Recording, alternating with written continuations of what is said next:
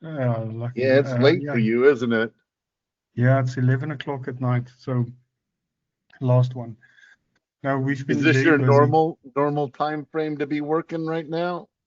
Yes. So yeah, I usually in the 12 o'clock. Can Are you we shoot waiting over the for? link for Alli again? I did not save the easy login one. Oh, okay. Just get that for you real And quick. yes, I'm pretty sure he wanted to be here. Let me message him.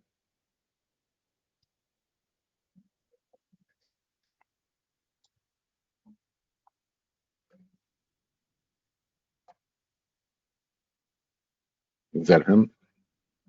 No, I just sent the link of login. Here he is That's now. it. Okay. Hello. Hi, Hello. Otto. How's it going, guys? Oh, not too bad. Bastion, it must be late for you. Yeah, it's 11 o'clock. Oh my God. Okay. Well, 11 o'clock on a Friday. He's dedicated. Yeah, you can say that. Everybody left already. okay. Well, let's do this. Let's be efficient with this then. You want me to share my screen? I'll show you what I see, Sure. just so that you can have a look. I've got your account open here. There we go. So as we can see, it shows that the code snippet is installed on all of your sites. Just want to check this real quick. So normally as a workflow, what we'll do is, as we can see, it crawled 300 pages on the site, but there are still 207 pending, which means it basically has more pages than we have crawled. But I think we capped it at 300. Now, from those pages, When you're doing the examples, just as a, can you go over to the sports one? sports one. Let's Yes. go. This one. Yes. Perfect. Okay. Thank you. Yes. So 300 on this one as well, and pending 154. And then from that, we have 24,000 recommendations. Now we can have a look at these recommendations. If we click on this button, we can start with on page. And the system basically categorizes all of these code changes so that we can have a look at them. Now we can go ahead, if you want, you can click on this one that says approve all. Now, if you click this button, it will approve all of these recommendations instantly. Or you can even have a look at these recommendations by category as well. Now, as we can see, for example, this is the image alt tags. And in this case, it scanned all of the images on the website and it looked for alt tags and title tags. And if it was missing one or the other, it gets flagged as a recommendation. And the system generates this description for us automatically. And where's the description? The suggestion. I see it. Gotcha. Yes. Now, if you feel at any point that you can improve on what the system created, you can always just click on the edit button. You can make the edit, and once you approve it, it's live instantly. Sorry. Now, you can also unapprove a recommendation, and it will revert back to its original state instantly as well. Now, so you say revert back. Did it already change it, or this is just a suggestion right now, right? Yeah, this is just a suggestion. And once I approve it, it's going to click on approve again, approve. And you can see it's approved now. It will be implemented to the site instantly. And if you want to unapprove it, you can just click on it again and it will revert back to what it previously had. So without an alternate type. Okay, that's a little confusing. So you click on the X, which usually in the upper right would close it, but your X approves it. This shows you it's not approved, but now it's approved. Okay. Okay. I thought that would have closed that out and deny that one. But what if you want to deny it and just say, no, I don't want that? Then you just leave it. You can move to the next one. That's how it's designed. You can click on more and it will show you more as well. You can go through all of these, but the system really tries to do its best in some cases. Now, what it does with the image alt tag. So first of all, it looks at if there's an alt tag, but it's missing a title, it will take the alt tag and it will recommend that as a title. Now, if it doesn't have an alt or a title, it will look at the file name. Now, if the file name doesn't make sense, it will look at the surrounding text to come up with the best image alt tag and title tag for. But sometimes it can get stuff wrong. So what I would suggest as a workflow, and what we normally do is we click on approve all. But once you have time or someone in your team that can go through all of these and say, okay, maybe this one, I can edit this. Maybe I don't need this JPEG or whatever. I can edit this, and once I approve it, but at least all of the heavy lifting is done. So there's just a bunch of tweaks that you can make.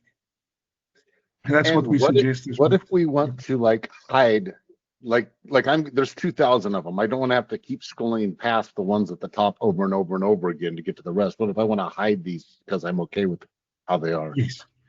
Now, we had it on the previous dashboard. They're also bringing it in next week. There will be a button here that says show new. So this, if you click show new, it will only show the new ones that you didn't have approve yet. So that is definitely coming this week.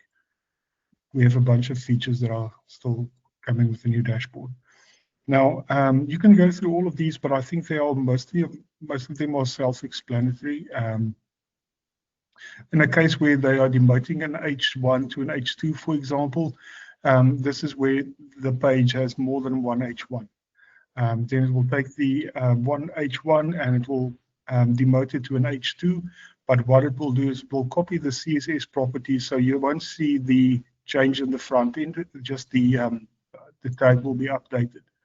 So you can see, you can go through all of these and see if it makes sense before you approve it as well. So existing H1. So on that, the one that you're on right there, is it existing shin splints? I think at the very top, scroll up so we're on the same page. Existing shin splints. Yours is different. No. Okay, there we go. Yes, here we go. What are shin splints? Okay. So that's the existing H1. Yes. And demoting. So you're saying there's a duplicate. What's the second one? Anterior versus posterior shin splints? And that's the one that would be demoted?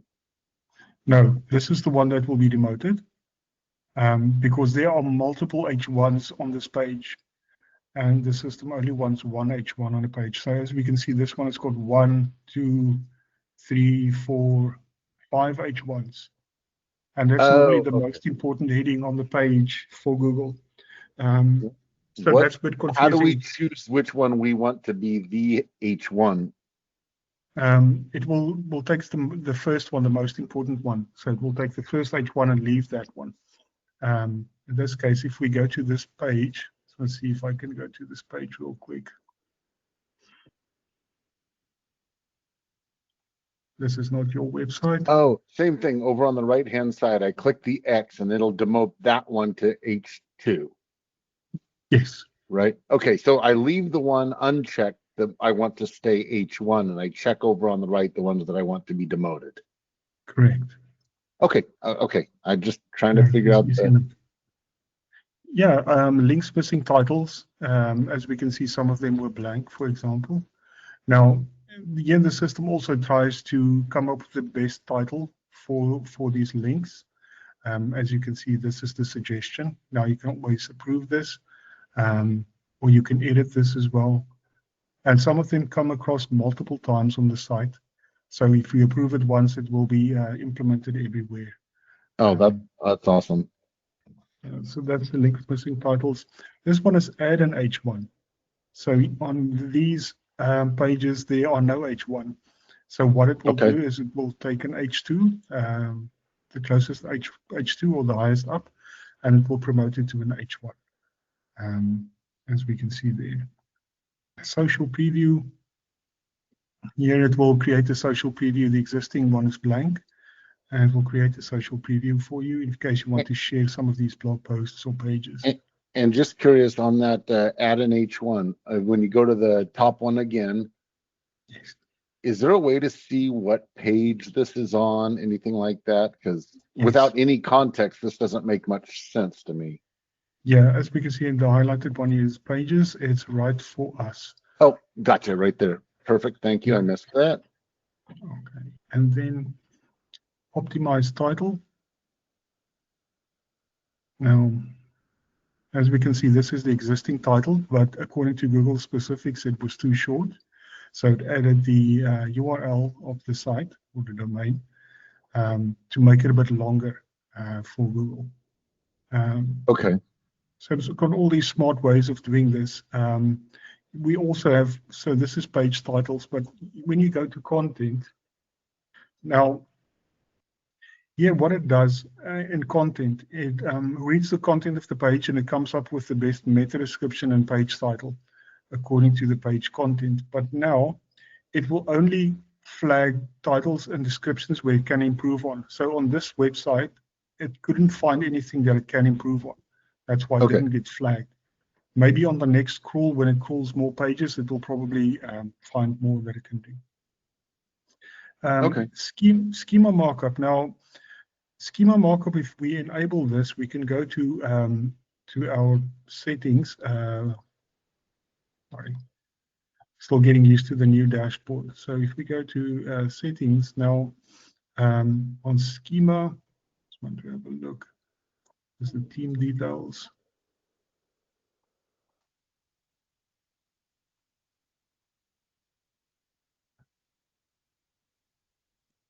Okay. Then you can select if it wants to, if it needs to create schema markup for you or not. I'm just going to see which one it is. Real quickly working with this one. Site settings, here we go. Schema markup. Now we can select these, for example. And if we select all of them, the system will create schema markup for all of these categories, all of these pages. Now, if you leave them unchecked, it will not try to create ones for you. Now, I know Shopify comes out of the box with schema markup. So even though we've recognized these pages need schema markup, if you already have schema markup on the site, it will not flag it and create new ones for you. So in this case, it did identify it and it needs those on there, is what it's saying? It identified the page categories. But if I click on save now, and the next time it crawls, it will look for schema markup on those pages. Now, I think, with what we've seen before is that Shopify sites have got schema markup on all their pages. So it will probably not get flagged here. Interlinks. Now, interlinks, they go hand in hand with keywords. Now, if we look at your keyword list that we're currently tracking, now, the way that it works is once it finds one of these keywords in the content of your page, but an exact match, one of those keywords in the content of your page, it will automatically create a hyperlink to the highest ranking URL for that keyword using the keyword as an anchor text. Now, there are a few exceptions. It will not create an interlink on a heading, so H1 to H6. The system will not create an interlink, and also if it is already part of a link, it will not create an interlink for you. Apart from that, it will create interlinks for you on all of these. Now, keep in mind it needs to be an exact match. So if it is a bit different, it will not create the interlink. So I think on the next crawl, it will probably create the interlinks for you on these ones, if it finds an exact match. Now, if we go to your website, I just want to check this real quick. Pages.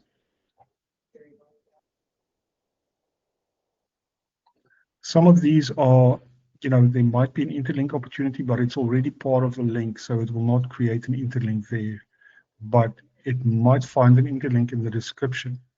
So, for example, if it was there. Oh, so you're saying just anywhere in the page that we missed linking that exact keyword?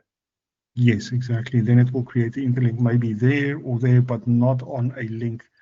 This is also a link. These are all links. Oh, so you're talking about even random keywords that we rank for, that we're tracking that yes, exactly. May not.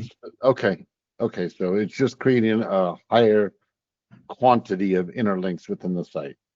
Exactly. So yeah, it specifically looks at the content, but what Google loves is when it can associate a keyword with a specific page, and if you interlink this in the content of your page, because all it's about now is questions and answers. So if you have a FAQs, or if you have a specific content about a keyword, and we associate this with a dedicated page, Google likes that interlinking. So this is really becoming important, the interlinks. But how will that end up looking? Like, I can see like several spots in here where that little bitty sentence could be linked. We don't want 8 or 9 in this little sentence to have links to other pages, do we? That would look weird to the user. Yeah, it's only the ones that you're currently tracking. So it might be only 1 year, or and the ones you don't approve, we don't create. So you can decide which ones. We normally recommend not using more than 5 interlinks on a piece of content, because then it starts to look spammy. But as we can see, this is an interlink that was created here. It's probably not by our system, but this is how it will look in the content of the page. I knew that's how it would look. That's what I was saying, is it would look really weird if there were a ton of them in a little bitty paragraph. Yeah, we really don't create more than, I think 5 or 6 is the limit. But yes, okay, so that's the interlinks. We've already connected to the system.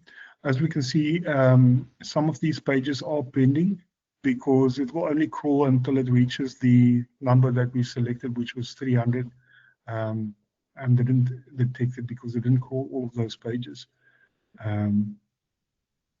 If I see widget installed, we can see that it is being detected here. Can we end up, right now we're just going to do what we're doing right now with the 300 or whatever pages and go through and do what we can. Will we be able to move it to 1250 and do it once a month on each site for the full thing, and go through something like that to detect more pages? You can do that, or there's another way of managing the number of pages. You can go to, say, for example, site settings, and then we go to crawler.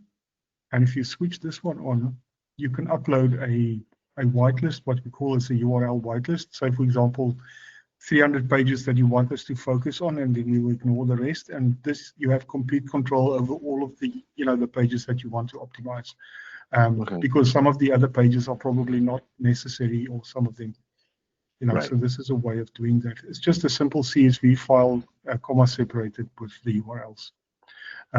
That's a way of doing that, instead of letting the system decide which ones to optimize and which ones not. So we can see 300. And that's a better way of doing that.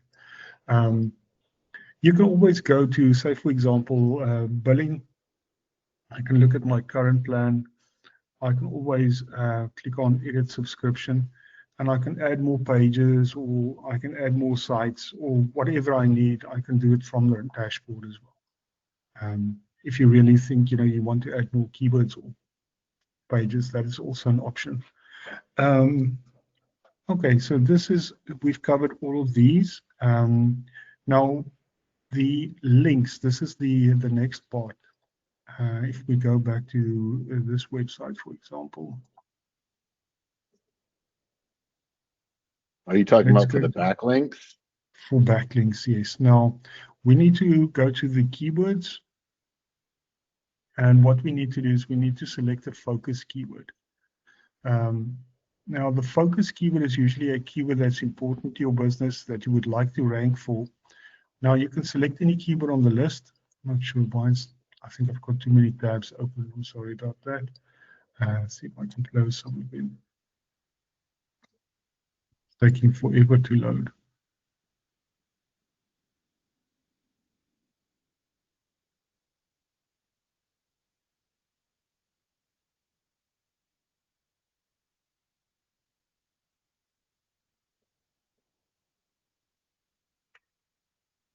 Creatine gummies for athletes.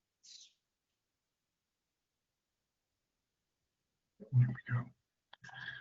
Now you can select any keyword on the list. Say, for example, this one, and then we click on set it as a focus keyword. Now the focus keyword we have at the moment is this one, palm legs. I'm not sure if this is the one that you want.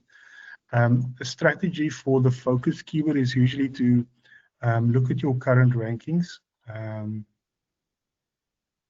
And we usually say a keyword that's just outside of page 1. So above 10, this might be a good keyword to select as a focus keyword, because we can see that it's got a high search volume and then a high cost per click as well, so which means a lot of people are running ads for this keyword.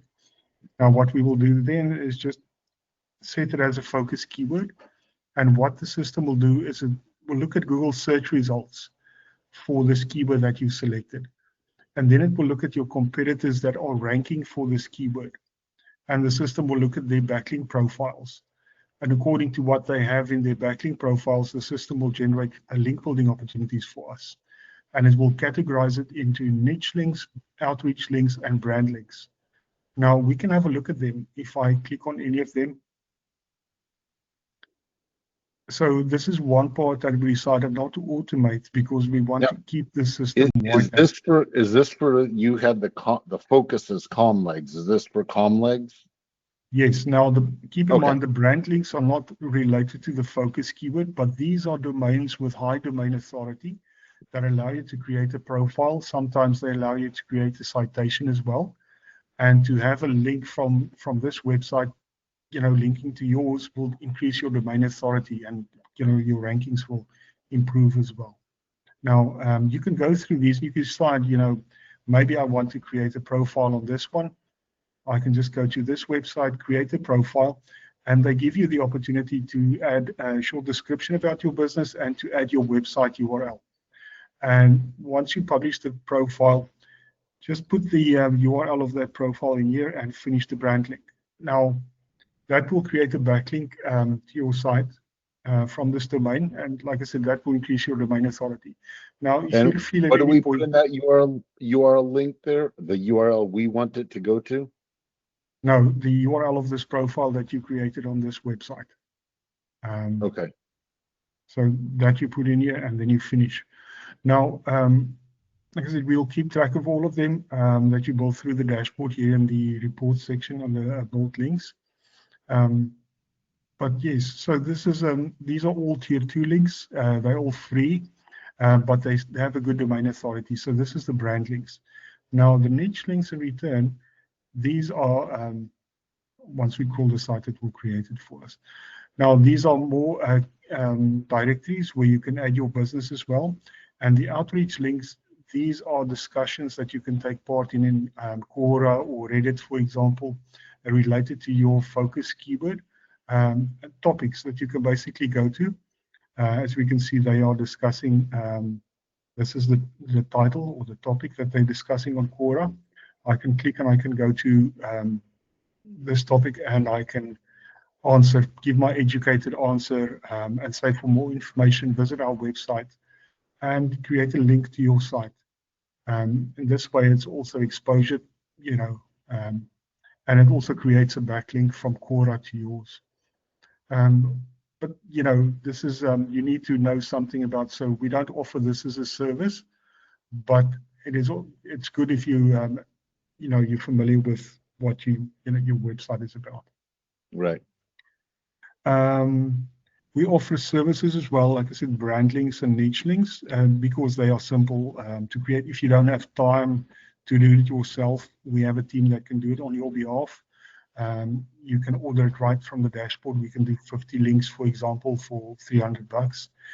We deliver it over 60 days, which is a drip feed fashion, looks more natural, and you can select which domain you want them.